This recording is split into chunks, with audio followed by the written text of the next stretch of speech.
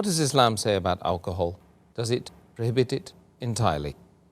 Allah says in the Quran, in Surah Maida, chapter number 5, verse number 90, Ya ayyuhallazina amanu, O you believe, innamal khamru wal maisuru, most certainly intoxicants and gambling, wal ansabu wal azlamu, dedication of stones, divination of arrows, rishtu min amali shaitan, these are Satan's handiwork.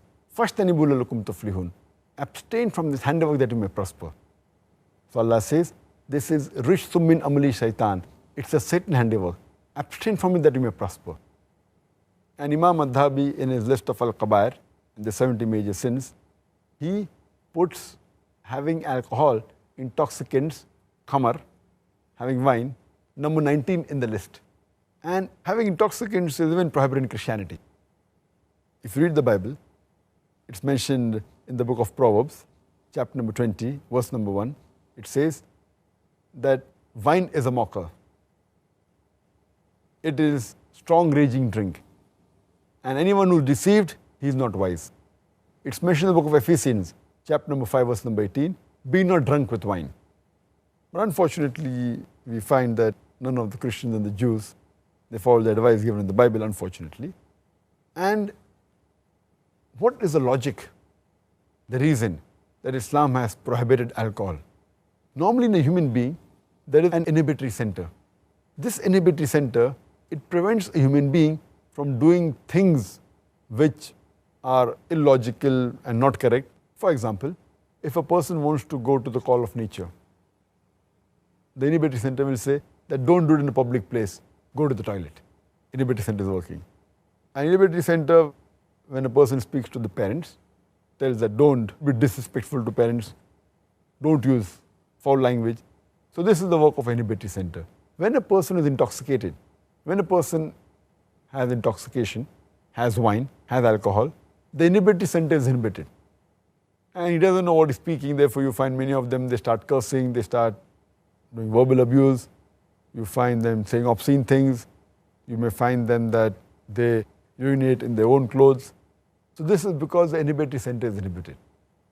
And if we analyze that alcohol is responsible for many crimes that take place. According to the US Department of Justice, 1996, every day in the year 1996, 2,713 cases of rape took place.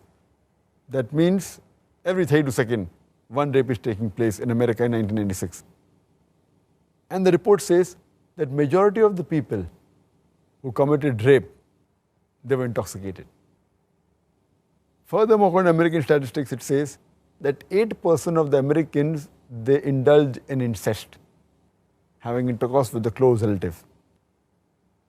And it says that every 12th person you come across in America, they're doing incest. And majority of them, they're in a state of intoxication when they do incest. So we realize that alcoholism, besides being bad for the health, it's a cause for many diseases and health-wise, and even it's a cause for AIDS, which has recently cropped up. And there are many people who say that I am a social drinker and I have only one peg, I don't get intoxicated. When you interview the alcoholics, all of them, when we ask them, they will say that initially they were social drinkers. No alcoholic starts to drink because he wants to become alcoholic. All of them are social drinkers, and later on they become alcoholics. And if you meet any social drinker who has been drinking for a couple of years, you ask him that how many times he's been intoxicated. And there will be several times that he's been intoxicated with all the power that he has. And once a person is intoxicated, and if he commits a sin like rape, like incest, it's an unforgivable sin and irreversible damage done. And we realize that that's the reason our beloved Prophet Muhammad mentioned in Ibn Majah, volume number 3, Book of Intoxicants, chapter number 30, hadith number 3371. The beloved Prophet said that intoxication, alcohol, is the mother of all evils.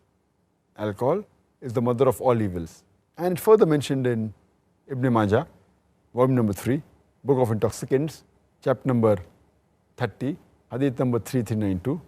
The beloved Prophet said that anything which intoxicates in large quantity is even prohibited in small quantity. No excuse for nip or a tot. You can't say that I'll take a peg, Whatever intoxicates in large quantity is in prohibited in small quantity. And the beloved Prophet, he has cursed 10 categories of people who indulge in alcohol. It's mentioned in Ibn Majah, volume number 3, Book of Intoxicants, chapter number 30, hadith number 3380. The beloved Prophet said, 10 categories of people who indulge in alcohol are cursed. The one who distills it, the one for whom it is distilled, the one who drinks it, the one who transports it, the one for whom it is bought, the one who sells it, the one who serves it, the one who utilizes the earnings from the sale of alcohol, the one who buys it, the one who buys it for somebody else. So all these 10 categories of people, they are cursed by Allah subhanahu wa ta'ala. And there are various different diseases that a person can acquire when he has alcohol. And today, alcohol is one of the major causes for the maximum number of deaths in the world. And today science tells us, and many people are aware of it, that the various diseases a person can have. The most common is cirrhosis of liver. If a person is alcoholic, he has high chances of having cirrhosis of liver. He can have cancer of the esophagus, cancer of the head and neck, cancer of the bowel, cancer of the liver. He can have gastritis, he can have esophagitis, pancreatitis, hepatitis. A person who has alcohol, there are chances that he will have cardiomyopathy, he will have angina, heart attack, atherosclerosis. He can have strokes, apoplexy, fits. A person who has alcohol regularly, there are high chances that the person, he can have cortical neuropathy, cerebral neuropathy, he can have peripheral neuroma. There are various diseases that a person can have due to the consumption of alcohol. Diseases such as Wernicke-Korsakoff syndrome, that involves amnesia of the recent memory and retention of the old memory. It's due to thiamine deficiency. A person who has alcohol, he can have delirium tremens, which is associated with alcohol. A person can have pellagra and he can have skin diseases. A person who takes alcohol regularly, there are high chances that he can have endocrine disorders like mixed edema, like hypothyroidism. He can have hematological disorders like microcytic anemia. He can have jaundice. He can have thrombocytopenia. He can have platelet disorders. A person who has alcohol, there are chances that the common drugs like metronidazole, flagyl, they can create a problem for a person who has alcohol regularly. A person who has alcohol regularly, he can have infections because the immunity system is decreased. There are high chances that he can have chest infections like lung abscess, emphysema, pulmonary tuberculosis. A person who's a woman, she can get affected more by alcohol, and the cirrhosis of liver is much dangerous in the woman. If she's pregnant, she can have the alcohol fetal syndrome. There can be skin disorders like alopecia. There can be nail dystrophy. There can be angular stomatitis. You can keep on listing the diseases for hours together only because of the consumption of alcohol. But nowadays my colleagues, the medical doctors, they say that alcoholism is a disease. They try to pacify that don't be rude to the alcoholic, no, don't blame him. Alcoholism is a disease.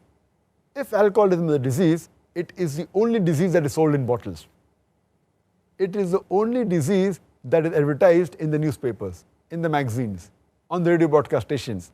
It's advertised in the satellite channels, in the television. It is the only disease that has licensed outlets for its sale. It is the only disease that brings a revenue to the government. It is the only disease that causes violent deaths on the highways. It is the only disease that ruins family. It's the only disease that has got no viral or germ cause. It's not a disease. As Allah says in Surah Ma'idah, chapter 5, verse number 90, Rishtum min amali shaitan. It is a Satan's handiwork. Fashtanibu lakum tuflihun. Abstain from this handiwork that you may prosper.